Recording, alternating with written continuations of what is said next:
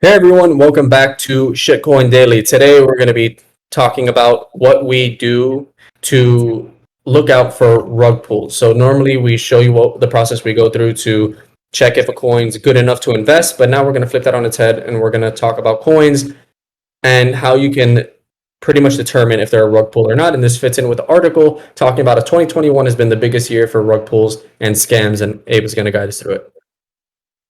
So pretty much 2021 has been an all-time high for a lot of things. But one of them would be scams. So over the past years, compared to 2020, there's been an 81% increase of scam coins in this year, and the biggest method of scamming people would be rug pulls. And rug pulls, they look like regular coins. There's some signs where you're gonna see that it's a rug pull, and pretty much they just dump the liquidity. They just take all the money out of the liquidity, and people are just left with coins that aren't really worth anything. So it's a lot easier to do that compared to the other method of hacking or whatever, or Ponzi scheme. But the one thing is that there's these scams have been a shorter lifespan span than previous scams. So it's 90. The scams usually last around like 70 days compared to 192 days on what this report says. So yeah, and they also show that obviously all these scams, they all end up back on the mainstream, on the main market, because obviously they're trying to get their money out and turn it into real cash or whatever currency they're in. So yeah, it's a big year for So scammers.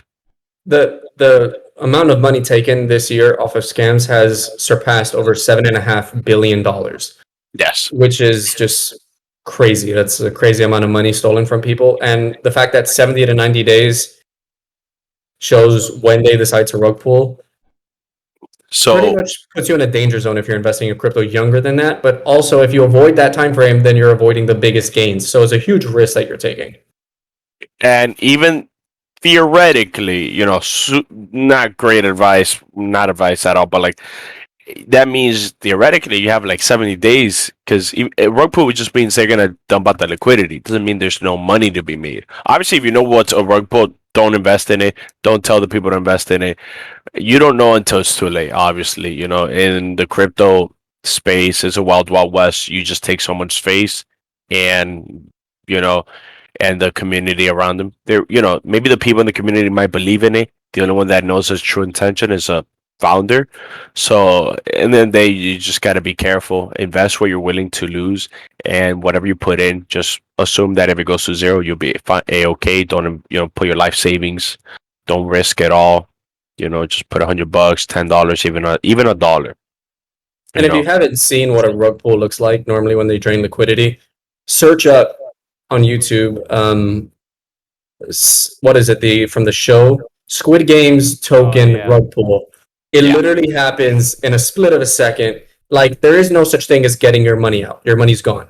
Yeah. So if your money's in there and it's rug pulled, it's not like, oh, I'm going to sell first, but no, it's gone. There's no money in liquidity. So if you're putting something from what the article states between the days of 70 to 90 days, your chances of being rug pulled are increased.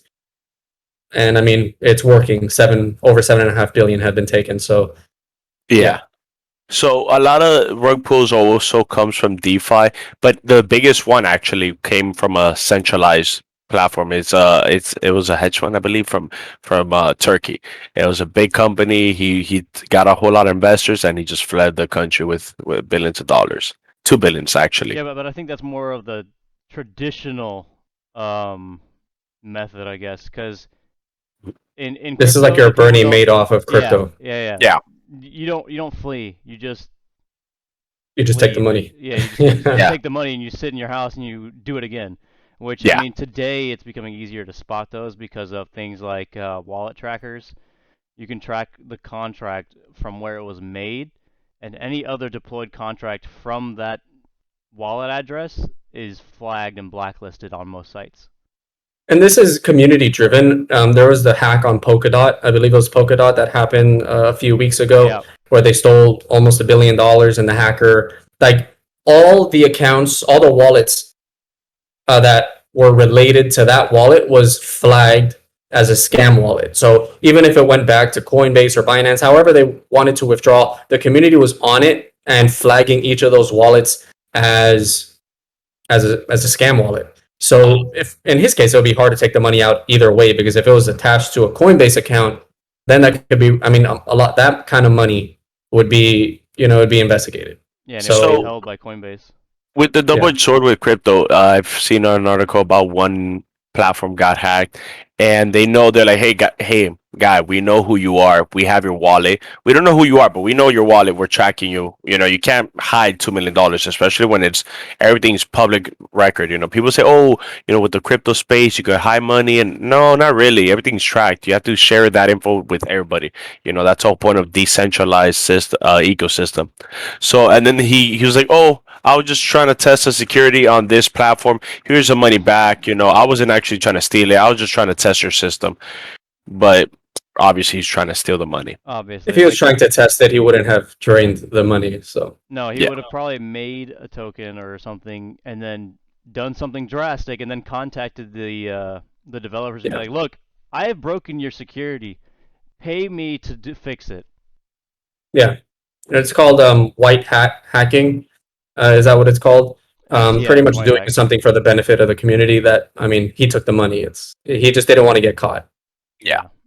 And So now we're gonna- got. Yeah.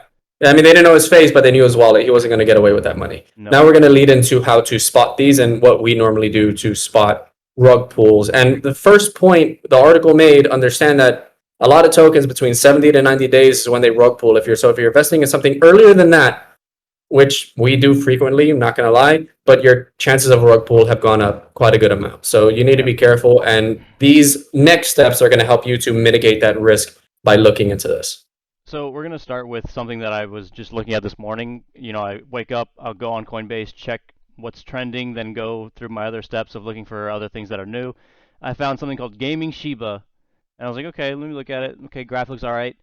Then I went to my normal like Poo Coin and Coin Sniper, and I found what is called Gaming Shiba Inu. Pretty similar names. A lot of coins do this to gain traction and to scam other people. Be like, oh, this is the one that I saw on CoinMarketCap. It sounds legit. It's been there for a while. It has history.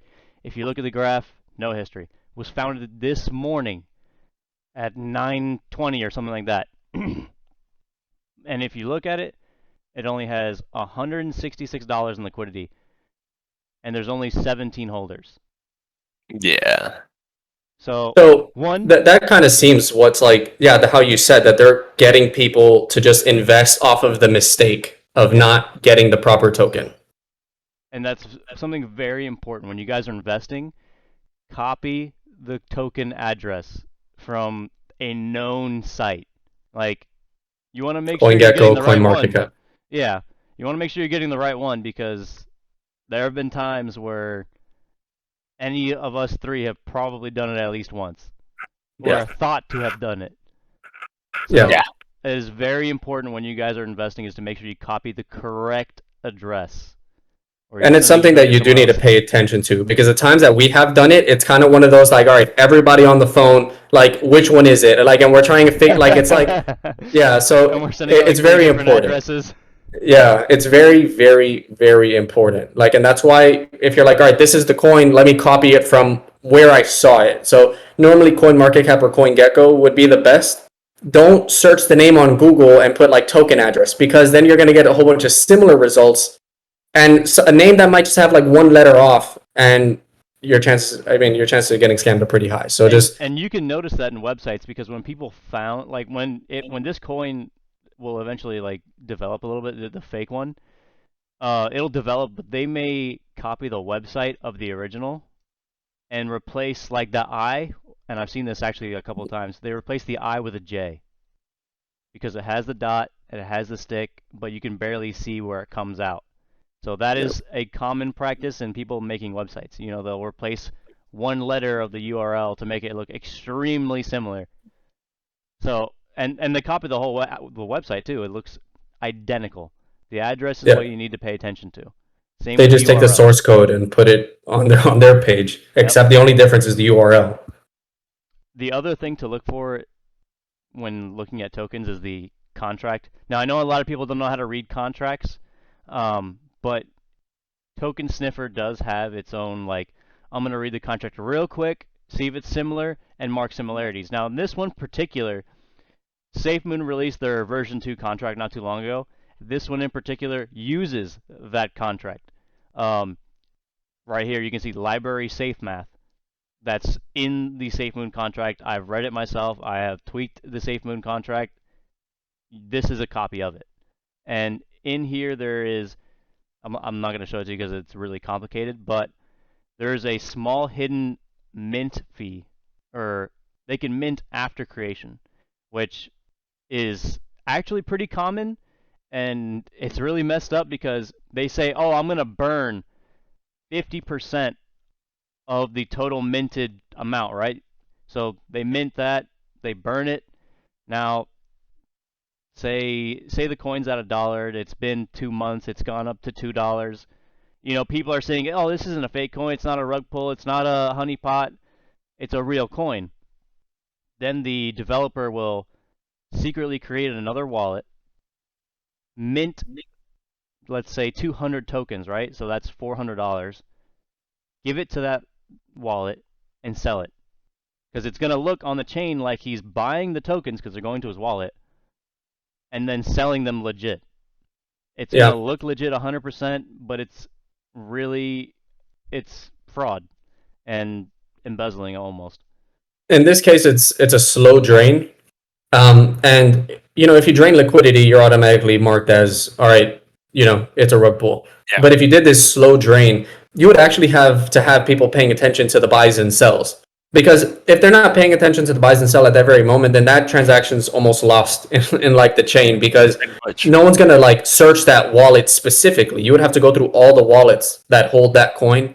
So if this coin actually gains popularity and they start doing this minting thing, you would have to have a community of people paying attention to the buys and sells to be able to catch it. So this is a slow drain. Then they just vanish and everyone marks it off as a failed project. Yeah. And for the minting, like, it's not easy to track unless somebody does a large amount and then you see the total circulating supply go up. Again, very hard to track. And this one in particular, you can see it's copied quite a few times. This is only the top 10 out of 100 similar tokens. So there's one here that it was copied just 3 days ago, or deployed 3 days ago. The banana token. Most likely another scam, or it's just somebody using the same contract. Now, you're going to see a lot of people using the same contract just because, one, it is a SafeMoon contract.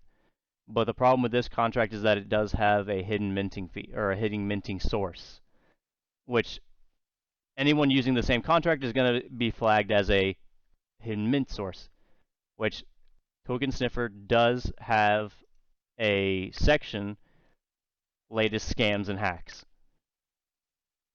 Most of these coins, you know, let's go to Christmas Floki.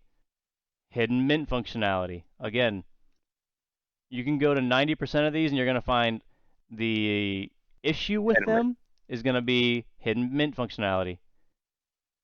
See, another one, hidden mint functionality number 3. So and this is something that, and this is something that you want to pay attention to, because for my, like, I think Ethereum can mint new tokens, but they're more established. Look, if I will buy Ethereum. I don't like Ethereum, but I would buy Ethereum even with their mint function, because Ethereum has been around since the beginning of crypto. Yeah. But a brand new crypto, especially when we're hitting all-time highs of scams, anything that has a mint functionality, just don't touch. Yeah. Just also, go ahead. I was going to say, this coin on paper, you know how we normally look, oh, look at the buy fee, look at the sell fee. You can sell, yes, the buy fee is 0. Sell fee, 0. To me, I mean, that sounds great. Yeah. You know, we've been paying taxes on all these other coins, you know, losing our profits there, but this thing has no tax. That sounds great for me. You know, it has one prior similar token contract. Okay. It's a verified source. The owner has renounced the contract ownership, meaning he has sent the contract to the burn address. Really good. There's no special permissions, nothing like that. The creator has 0% of the token supply, which right there pretty good. Red You know, flag. he can't just rug pull it out. But again, That he doesn't even want it himself. yeah, that to me is a red flag because you know, like, why doesn't this guy have any of his own token? You know, They need to have a benefit, just how Yeah. CEOs have stocks in their own company. There must be a Yes. benefit to the creator. Incentive to keep on making the project. If I have nothing, no personal value or gain from increasing my coin, why would I continue working on it? It's just how it is. yeah, Yeah. and And in this case, the only downside I would see to this coin, if we're excluding the mint, is that it's low liquidity, which is no one's buying it. But if people were buying it, that would have a check mark because it would have adequate amount of liquidity. yeah, And people are like, oh, he has zero, everything checks off. It just has a similar token contract. But the mint function is the problem because he's going to be draining liquidity in that fashion. yeah, and that's the key point is like when we're trying to come across these tokens that are early, we have to do our due diligence because one, like we said before, this looks just looking at the checks, this looks really good. I would invest in something like this just because of the fact one, it's early. Two, there's no fees. Three, the ownership has renounced the contract. And four, you know, there's no huge wallet holder, but there's no liquidity for one. There are similar contracts, which normally is not a turnoff, but in this case, we already know it's a scam, and the fact that it's similar to known scam contracts were flagged. So pay attention to the contract. On top of that, this website also helps you with Honeypot. Honeypot means you can buy, but you cannot sell. So obviously, I won't lie. It's not like every transaction I do, I only send $1 first and then try selling it. Let's be real. But theoretically, you should at least throw in $1 and sell it and see if you get it back.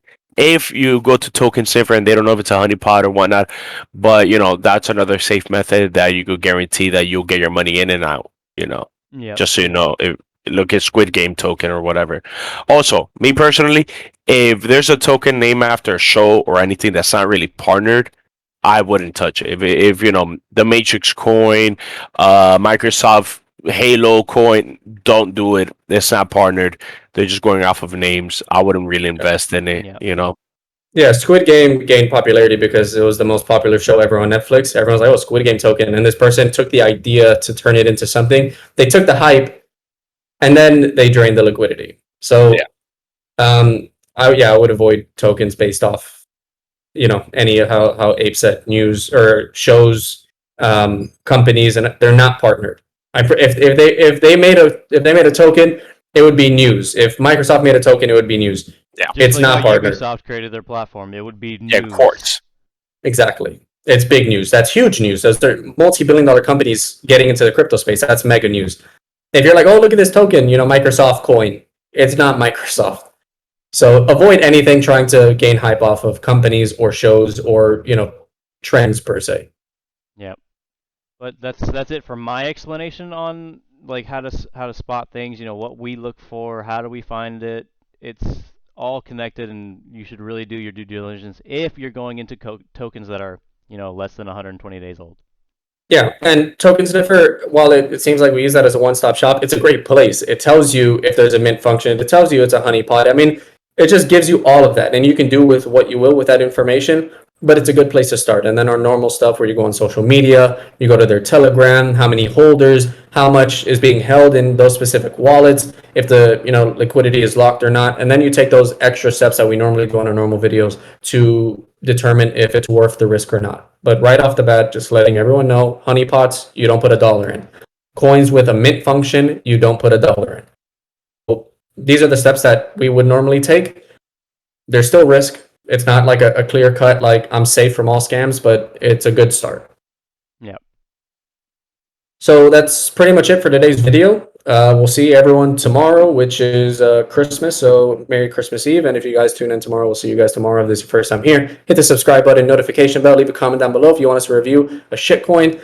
And that's pretty much it. See everyone later. All right, guys. Peace.